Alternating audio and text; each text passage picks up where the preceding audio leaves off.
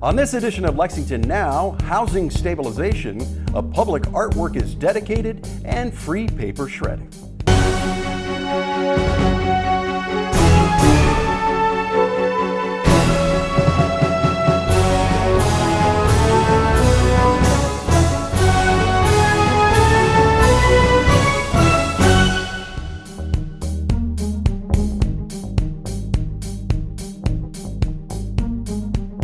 I'm Neil Noah, and welcome to Lexington Now for the week of May 8th, 2023.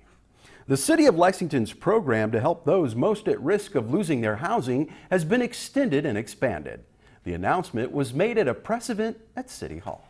Lexington's housing stabilization program has been very successful in providing assistance to those at the biggest risk of losing their housing during the pandemic. From the program's start in February of 2021, it has provided $46.5 million of assistance to over 6,300 Lexington households and 1,100 landlords. A lot of families avoided evictions during the months that COVID-19 turned our economy upside down. Thanks to this emergency funding and a lot of hard work on behalf of our employees and Community Action Council, thank you, Sharon Price, again, we were able to keep thousands of people in their homes. With the remainder of our one-time federal dollars for this program, we will continue to provide assistance while expanding services to include mediation with landlords and access to legal counsel for tenants facing eviction. Judge Gunther and the Fayette District Court have been heavily involved in the planning of these new services, and the court is helping launch this initiative. The services we are adding will keep more people in their homes and help others relocate to more sustainable housing. We are collaborating with the legal aid of the Bluegrass and Kentucky Equal Justice Center. Both are essential partners. Together, they are receiving $1.9 million in one-time federal funding to continue this program while funds are available. Housing is such an essential foundational role for people to keep them out of poverty. You know, without an address for a job application or keeping children in the same school for that stability, it's really important to be able to have people in the housing that they choose to live in for a time without it going away unexpectedly. And we'll do that in three ways with our partnership through the mediation project that the mayor announced, and also through an expansion and continuation of our rental assistance for tenants and landlords, and then also for direct assistance and representation in eviction cases filed by landlords.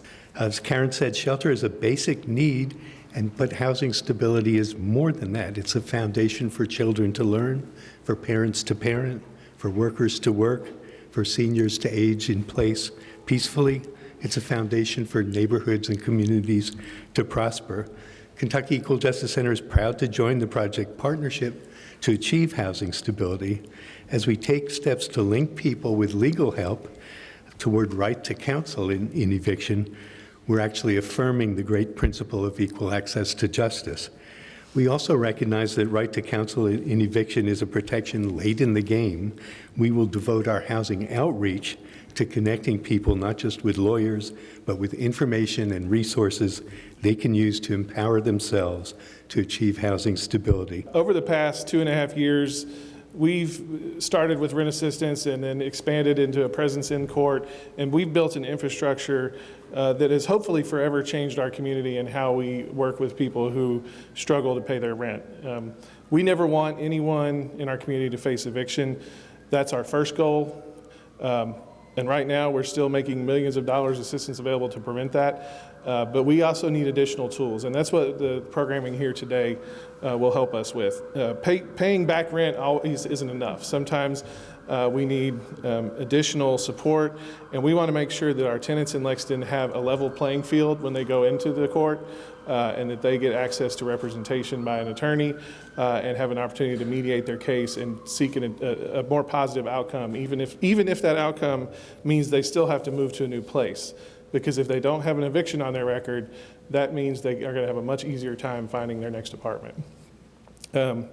We still have a lot of work to do as a community to make sure that everyone here has access to safe, decent, affordable housing, but we're moving the ball down the field, and today we go a little further. We know that legal representation is a powerful tool in preventing evictions and helping people relocate to more sustainable housing without the strain of an eviction on their record. I would like again to thank our many community partners for helping with this important work. It couldn't be done without you. Central Bank Center's main entrance is now home to an iconic artwork by a world-renowned local artist. We were there for the dedication. Officially, I present to you Symphony of the Bluegrass. We're so grateful to have the opportunity to be the new home of this magnificent piece of art from a son of Lexington, John Henry. We're grateful to Ms. Pamela Henry and the family for traveling to be with us here today. We're especially grateful to have our wonderful mayor, Mayor Gorton, here today as well. It's an incredible setting for this remarkable statue to be at our newly renovated facility, which is really the face of our downtown. When I saw the original drawings for this new center, I knew that this was the place for it to be. And I got it in front of Bill and a few other people, and Bill made it happen. So I'm so grateful for that type of a partnership, and I'm just really pleased that we were able to make it happen. This is a really exciting day, a day to put the finishing touch on all of the work that many have done to reinvent our convention center and Rupp Arena. We've got a new name, Central Bank Center. We have new exhibit space, which allows us to attract bigger conventions, bringing new business and jobs downtown. We have a state-of-the-art arena with a gorgeous new entrance. And now we have a sculpture from John Henry for this entrance. And I want to welcome to the podium to join me Pamela, his widow, and I'd like to present this proclamation to you.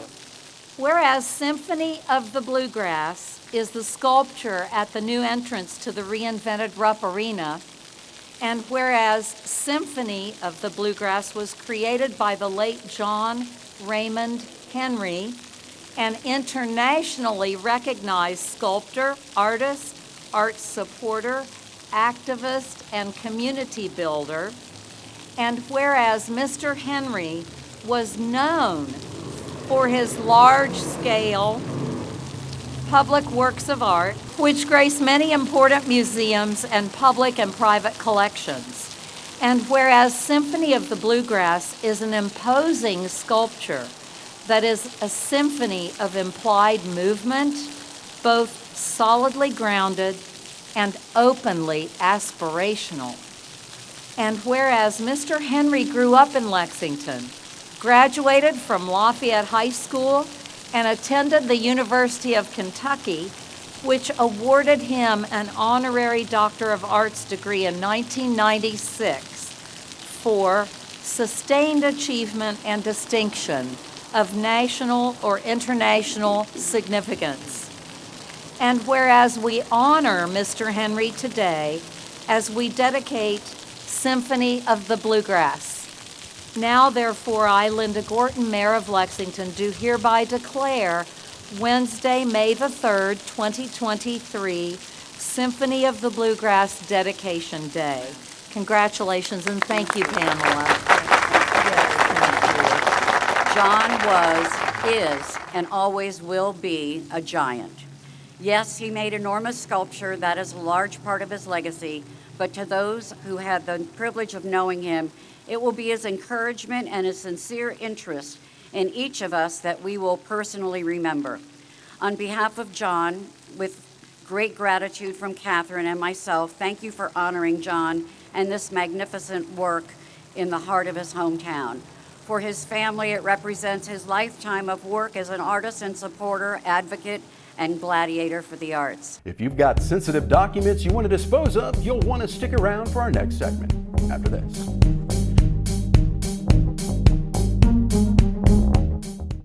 Have two ways out. When fire strikes, deadly smoke can fill your home within minutes. That's why the USFA wants you to plan and practice home fire drills. Draw a map of each level of your home showing all doors and windows. Discuss the map with everyone who lives with you. Practice your home fire drill at least twice a year. Make sure all doors and windows that lead outside open easily. Push the smoke alarm button to start the drill.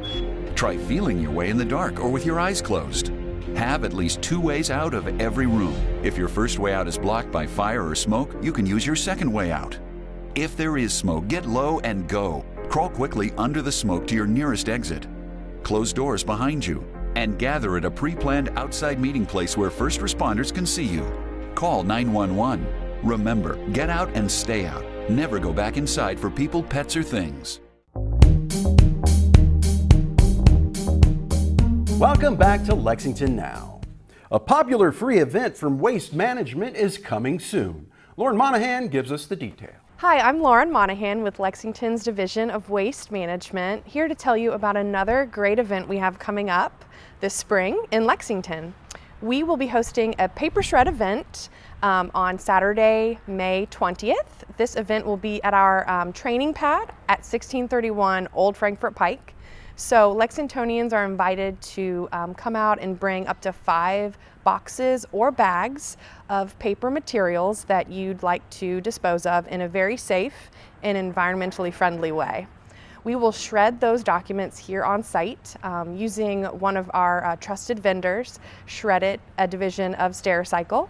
They've been one of our vendors that we've worked with and partnered with on this project for many years. So we're excited to offer this opportunity once again to Lexington residents. This event is a wonderful opportunity to do some spring cleaning, clean out some documents that you may have stored away that you no longer need, that may have sensitive information on them, such as social security numbers, addresses, things like that. We will shred those at this event, and that shredded material will be recycled into low-grade paper products such as tissue paper, toilet tissue, types of paper like that.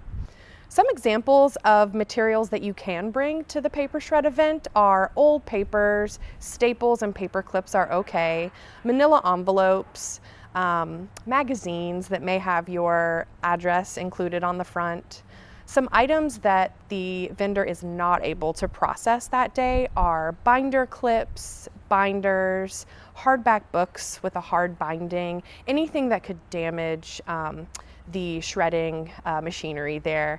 Also, the machinery is not able to take wet material, so if you do have any material, make sure that it is dry and boxed up or bagged. We will also provide your boxes back to you if you do want to use those boxes again. So just let our employees know at the event and we'll be sure to get those back to you. This event will again be at 1631 Old Frankfort Pike, and we'll run this event on Saturday, May 20th from 9 a.m. until 2 p.m. So we look forward to seeing you that day, and more information can be found at lexingtonky.gov/paper-shred. Civic Lex is a nonprofit aimed at engaging and educating citizens about local government. We spoke with Executive Director Richard Young. My name is Richard Young, and I'm the Executive Director of Civic Lex.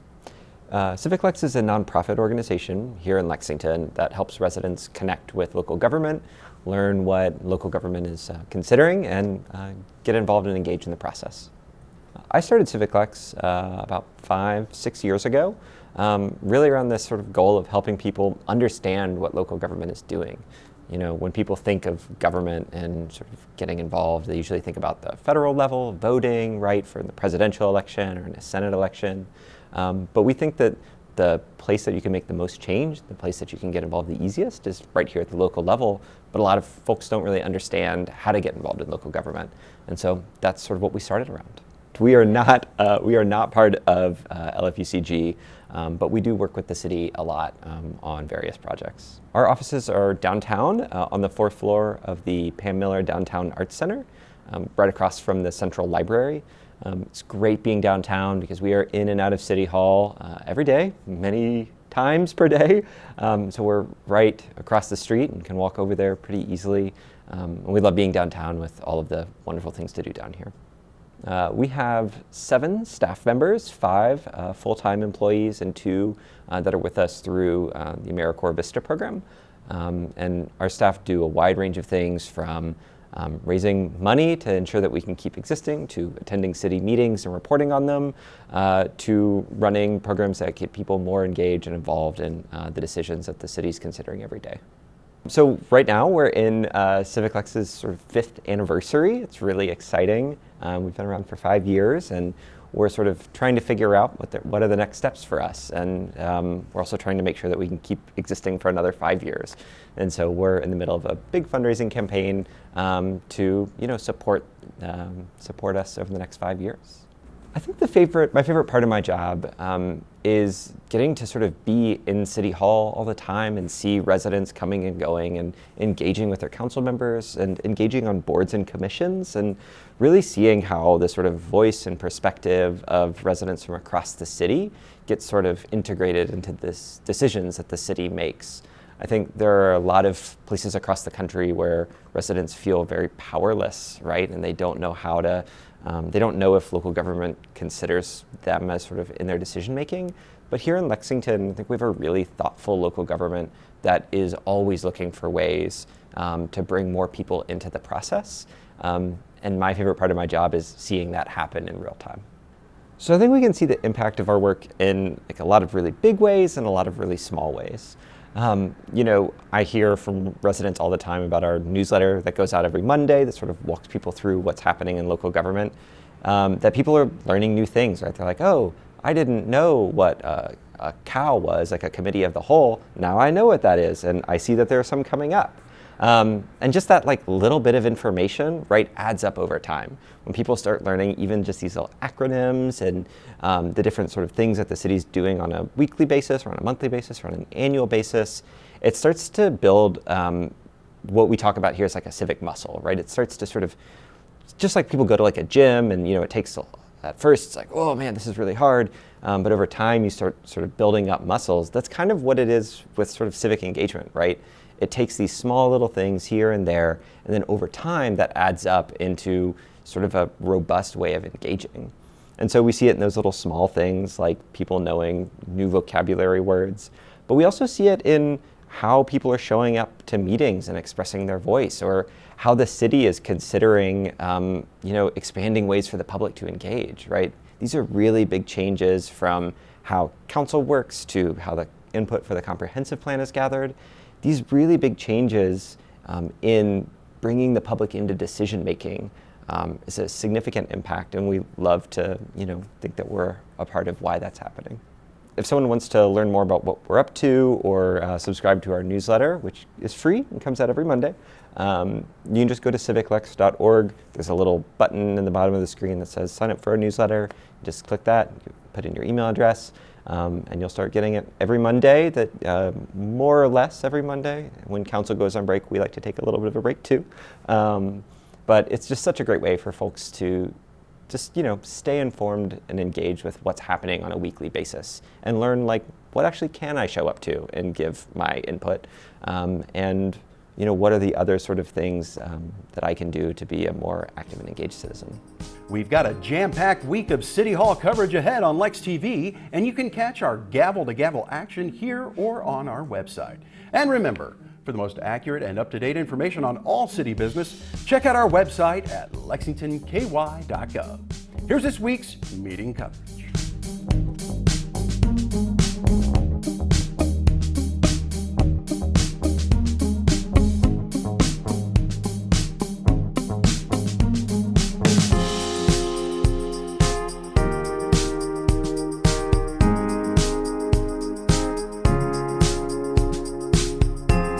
That's all for now, but as always, you can keep up with us on social media. Check out the latest traffic updates on Twitter at LexRex or catch our live traffic cams on lexingtonky.gov. For all of us at Lex TV, I'm Neil Noah, and that's it for now.